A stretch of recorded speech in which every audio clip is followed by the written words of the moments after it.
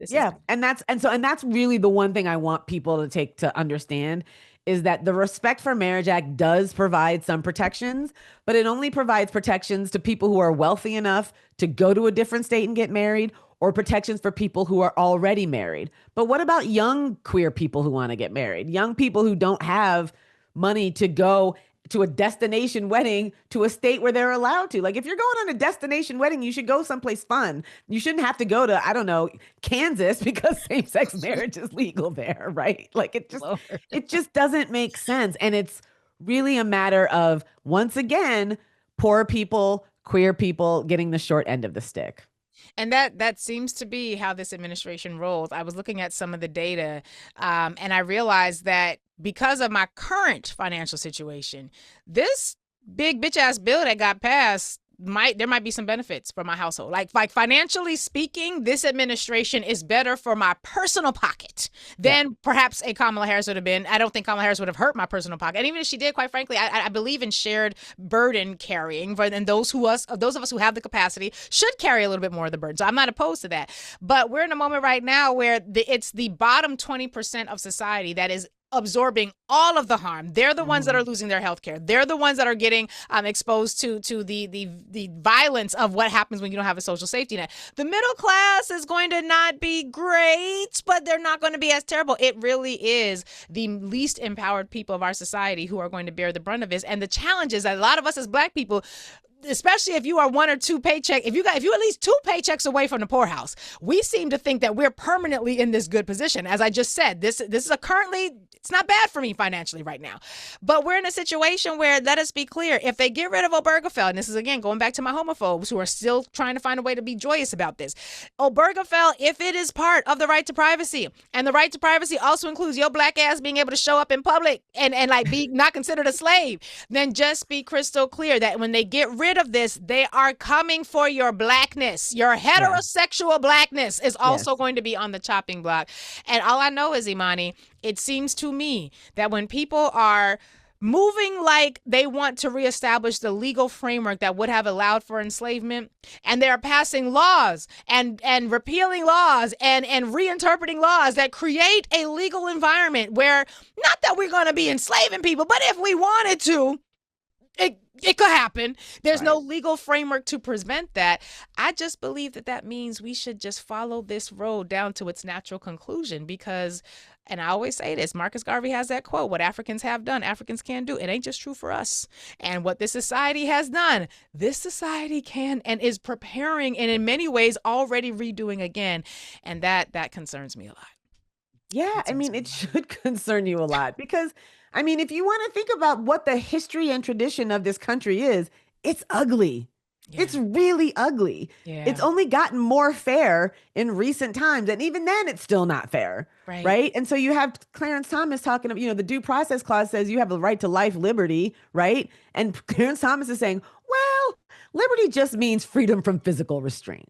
Right. Like literally, that's what he thinks. He thinks liberty doesn't mean the right to live your life the way you want to, the right to have bodily autonomy. It's just that the government can't like restrain you. That's a really constrained version or interpretation of liberty. And they're also, reinterpreting the 14th Amendment so that it doesn't protect Black people, but it protects white people. There's just like a long line of cases that show that. Even the new Louisiana case that the Supreme Court has just fast-tracked, right? Yeah. These people are mad about a 2-district majority Black, right? There's 2 majority Black districts. That's what they're complaining about. 2 majority Black districts in the state of Louisiana, which is a Black-ass state. Right? They pulled the same thing in Alabama.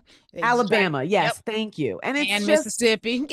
And so they are, John Roberts' whole project throughout his career, starting in the 80s in the Reagan administration, was to make the Voting Rights Act toothless. It has been a 40-year project for him. I honestly think that if he gut Section 2 of the Voting Rights Act, he might retire. Because what else is there for him to do? Fait accompli. Mission accomplished. He's done it. Once Black people can't vote, once poor people can't vote, once, students and elderly and anyone who's not, white cishet can't vote, then how are we supposed to protect ourselves?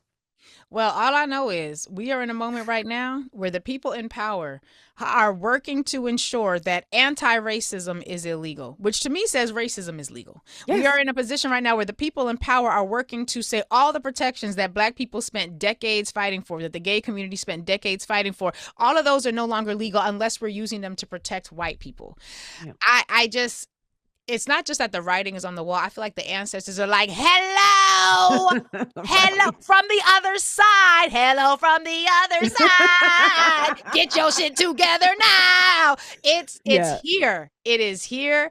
And I don't think there's enough free land in Ghana, not free land. There's not enough condos in Ghana for all of us to get to, Right. Imani, to Right. And escape. the thing is like, I just really, really, just really want to impress upon your listeners that even if you don't think queer should be able to get married, right? Even if you don't think trans girls should be able to play sports, All it's 10 not of them. limited to that, right? They're going after these groups of people because they are a group of people that people of all political and social stripes can sometimes agree don't deserve rights, don't deserve to exist, don't deserve to live freely. So if they attack it was abortion rights first. Now they're going after the LGBTQ community. What's going to be next? Who's going to be next? It's going to be us. Well, as the Black streets folks. of DC are now taken over by armed officers who are basically now telling people, yeah, you can't smoke outside, you can't do this, you can't do that, you can't do that. Things that used to be minor offenses will now land your ass in jail, where you will be convicted of what? A crime, and then you can be what? Enslaved. Yep. I don't know how much more crystal clear we have to make it. And I don't know if we're going to be able to make it to the midterms before this really comes to a head. I know folks are hoping for 26 to be a change, but they are going to redistrict these states. As much as I want the Democratic states to now do aggressive redistricting as well, I know looking at the New York calendar, they're not going to be able to do it in enough time for the midterms. I don't know Yeah. what the California calendar looks like, but if Texas can do it right now and the Democratic states cannot, we are In trouble. yeah. Yep. Yeah. I love you, Imani. I think you're great. Tell Portia I said hi. I will. I will. And you have to promise to come on my podcast because I'm Can launching a I podcast please? next I month. would Yes. love to come on your podcast. Yes. Thank you. Thank you. I would I love had your that. name down. I need to email people. I was like, I'm just going to ask her on air. There we go. And I say yes on air. Boom. Happening. Boom lawyer. There we go. But not that podcast, my Right. own Your personal actual podcast. podcast. This is Bitch the Angry Listen. Black. That is the name. That's the name. My boss approved it. Bitch Listen, an Angry Black Lady podcast. I love this. I can't wait to come on. You got to get merch because I just want to have a shirt that says, bitch, listen. We're definitely going to have merch. And the merch is like a really cool, like 80s Brooklyn Beat Street break-in kind of vibe, like with the bubbly font. You know what I mean? Yes. And so I have like a music guy. I gave him the Boondocks theme song as sort of like inspiration for my music. Okay. It's going to be dope. All right, bitch, listen. I can't wait. Bitch, September listen. 25th. Podcast. September All right, 25th. let's go right after the fall equinox. Oh, that's a wonderfully heavenly time. Awesome. Exactly.